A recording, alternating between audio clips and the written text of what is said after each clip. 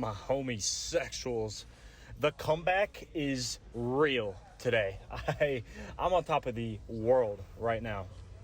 If you saw my little fucking community post, whether you did or you didn't, I'm just going to restate my workout from 2 days ago. Did not go to plan. I saw it coming. It was, I could feel it every week getting harder and harder. The volume and the conditioning was just too high for what I was trying to do, especially with my knee just recovering. I didn't realize it, but I'm outgrowing my previously successful workouts from before my knee getting injured, which is a great thing, but this is why we adapt. Your body's never going to be the same. And like what I used to do before, if you guys have been watching, is like I would do a workout program scheduled around more set volume than anything. Like the first month would be sets of 3 on Olympic, 6 on power, and I would do like sets of 5 sets of that the first week, 4 sets of it the second, 3 sets of it the third, and then I go back to 5, 4, 3, but increasing weight every month. But keeping the set volume the exact same every month while increasing those percentages was tanking my level of fatigue. Like I was dead in the water most workouts, just trying to whip it as hard as I could. And I had the preconception that this would make my my core and my technique stronger.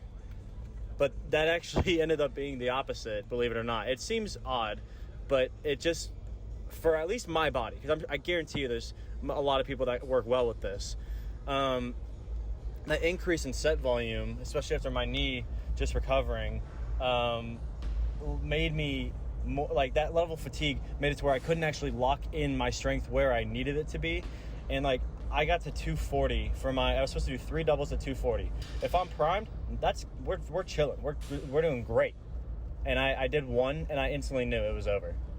Just the effort that it required from just 1. And I was like, I can't fucking do it. That's it. And it's deterring, but it makes me twice as passionate when I go home and sleep on it and I get to really look at what I can work on. Because part of what I love so much about the sport is the programming, figuring out what works best for my body. And I had a good conversation with a homie of mine at the gym, and it inspired me a bit where I'm having now to relearn and reutilize what I have gone through in my rep max programs, my linear progressive overload programs, and combine everything together for the most efficient lifting that I can do right now.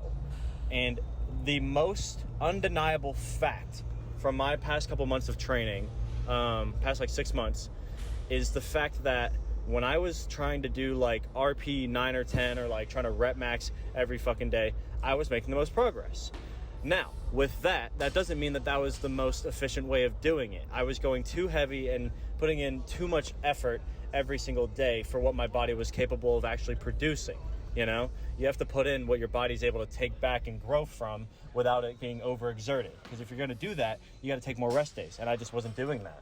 And not to mention, when I first did the Rep Max program a while ago, I was doing the full snatch and clean and jerk movements every single day, no accessories. And now I have power snatch, power cleans, or pause reps. Like I'm going to try doing like the Klokov pauses where you like actually pause for like 2 or 3 seconds instead of just a quick pause and go. So it forces me to go lighter and I can focus more on the accessory of it rather than the overall strength like I did today. And so that balance will make it a lot better in the long run. So I'm going to revamp the idea that I used before when I was doing the Rep Max program and move it more toward like if you were an RPE kind of guy, it would be sticking around like a 7 or 8 most days.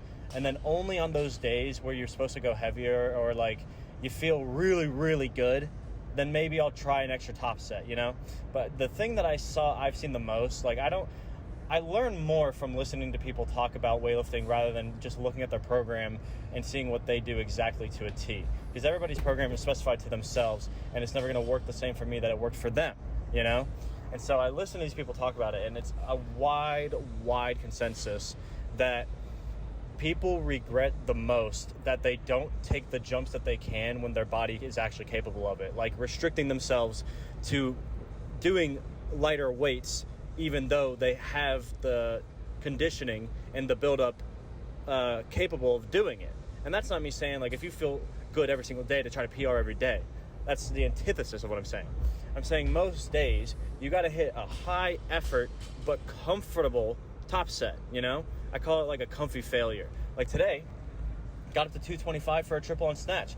I wasn't even able to do a double at 240 the other day. So that really shows how much energy I was losing off of all that set volume. But although the 225 moved well, I have to learn from my past experience. On my old program, when I was rep maxing, I would have gone another weight up, at least to 235, and tried to send it and absolutely whip the fuck out of it. But I knew, based off my experience, that set would have been an absolute 100% effort set that would have taken me down. And I can't just go into this to how much energy and effort can I put in right now anymore. It's how much energy and effort can I put in right now to where I can come back the next 2 days before my next rest day, you know?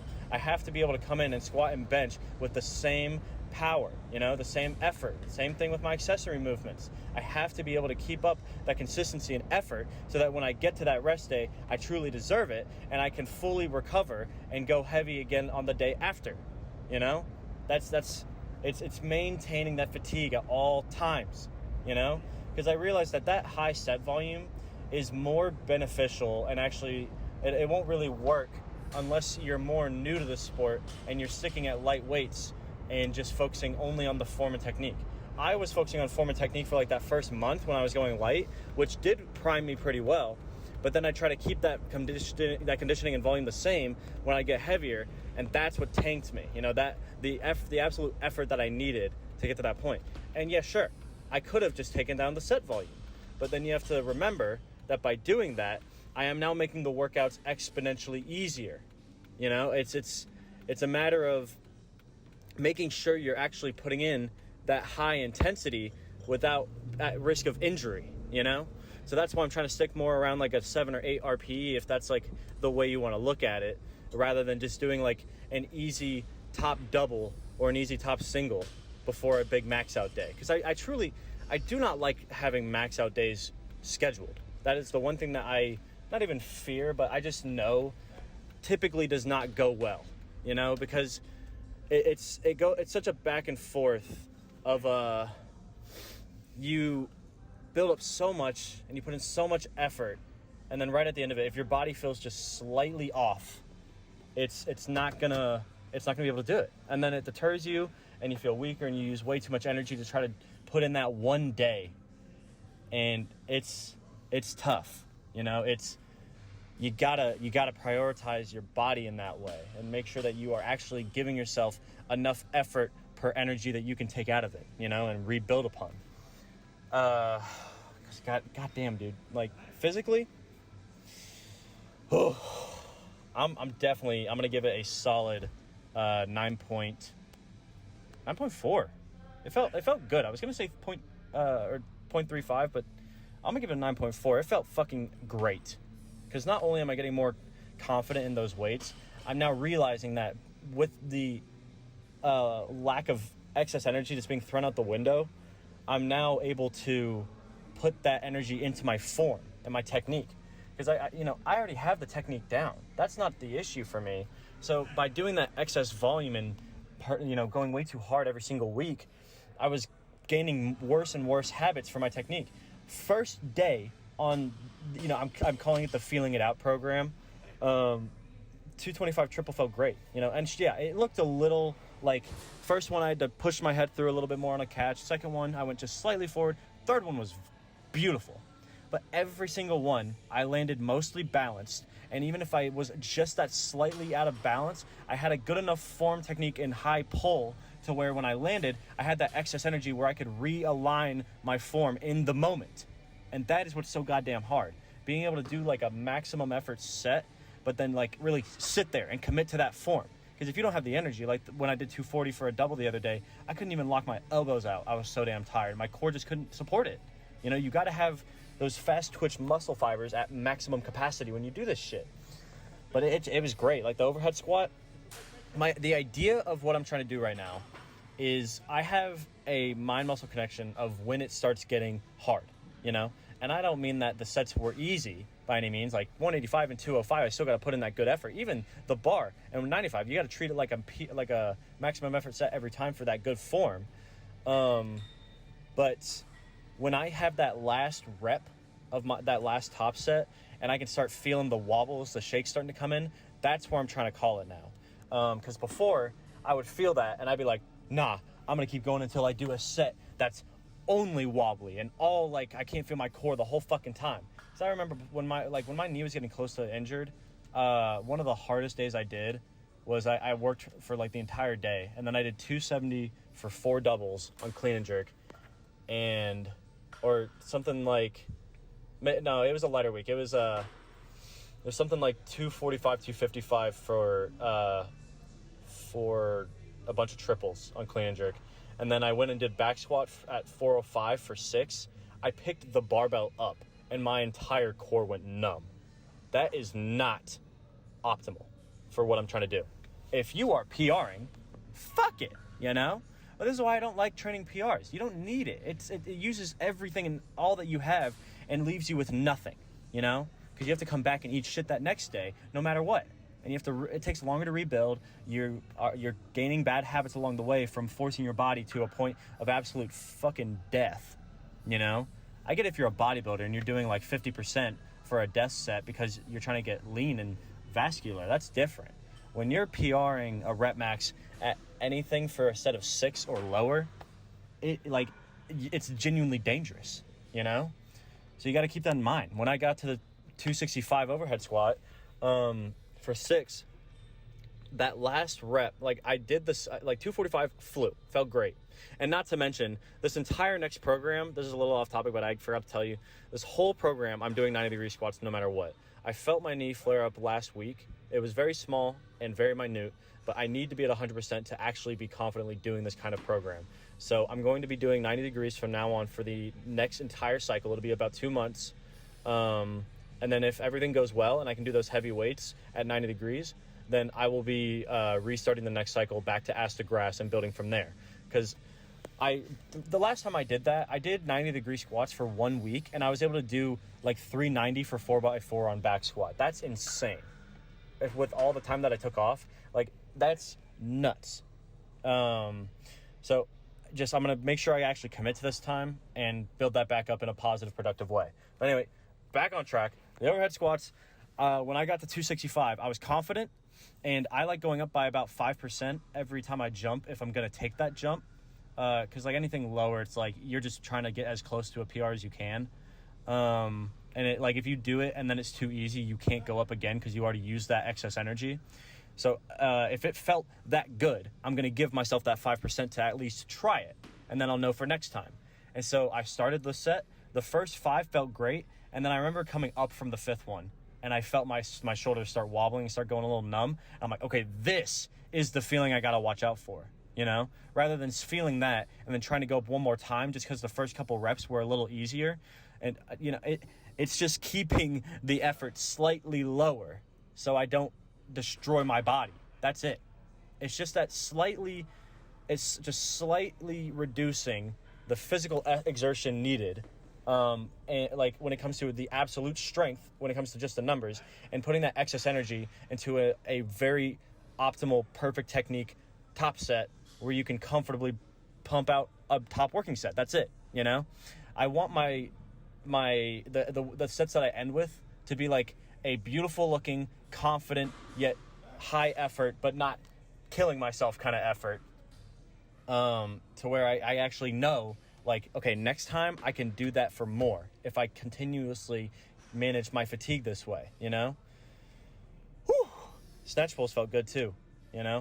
It's a little harder to gauge, but when I get to that last one, it's just, I definitely knew I had plenty of energy left. It's just taxing on my CNS because I had done 2 lifts already. So I just gave it that one extra little push to 355 just to see what it felt like for next time, and it felt great. So, but I could feel like when I picked the barbell up, when it was like that slow feeling coming off the ground, that's when I knew I was like, okay, that's where we'll cut that off, you know? So I remember that for next time. Even if I don't make insane progress, that's fine, you know? I can stick at the same weights for a while no matter what. It's getting confident at these heavy weights that make the difference. That's why I made so much progress before. I had limited myself to just the lighter weights for high volume and never actually attempted getting faster with heavier weights, because you're not just going to be able to get that fast and that optimal and effective in your lifting, especially with Olympic, just by doing a bunch of prep work at lightweight for high volume and then just magically trying to go to 275 after you've been trying to rep like 205 at the most. It just doesn't work that way. So I'm feeling more and more confident. I'm loving it mentally. At 9.55, I feel fucking great. You know, it's been revitalizing. This is a new start. I'm putting everything together. I'm finally putting everything that I've learned into one big smoldering like cauldron of information that it's all clicking, you know? And not only that, the workout was only like an hour and a half, like not even 2 hours. And this was one of those days where it'd be like 3 hours. No wonder I was dead all the time. I'm doing all this high volume for, you know, continuously upping the weight every single week and then trying to continuously do 2 to 3 hour workouts. Of course my body's going to be struggling. And again, it seems so obvious now, but it only seems obvious because I got to learn from that, you know? I got to truly comprehend what my body was capable of. And it worked before, and now it doesn't. I've told you guys over and over, no matter if you get stronger, weaker, taller, shorter, fatter, skinnier, you're going to need to adapt and change the program to fit your body. You know, you got to put together the puzzle pieces that align to you getting to that maximum effort without losing yourself along the way, you know? That's at least the way I see it. But I'm fucking excited. My boy came over and he's got burgers ready for me. I'm like, dog, I'm gonna keep you. You're mine. You can't go home. So I'm gonna go really indulge and enjoy this fucking day because I feel great. I'm giving my knee that good rest and that good recovery by doing the 90-degree squats again. And because I jumped back into it too quick. I know that, but I learned from the time I did that before, and I didn't go heavier. I just was like, all right, let's restart. Do those 90-degree squats. Do them for longer this time. Build up that consistency first, and then see where we can go. Because I need to do the 90-degree squats through every single weight percentage instead of just doing it a couple times and being like, oh, my knee feels good, I'm going to just do it now, you know? Whew. A lot to talk about. I appreciate you guys hearing me out. I'm excited. You know, this is the best I've felt in a minute, and it's no wonder I've had continuous issues for the longest time. You know, I think this is going to be a big start to getting to that next level that I've been looking forward to. Let me know how the lifts and lives have been going. Love hearing about that shit.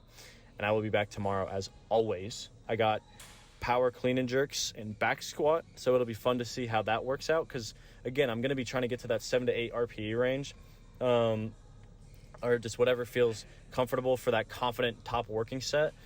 And so it'll be good to feel how that transitions with an accessory lift, with like power clean and jerk, rather than doing the full lift every single day and trying to match yourself every single fucking day. It just doesn't work.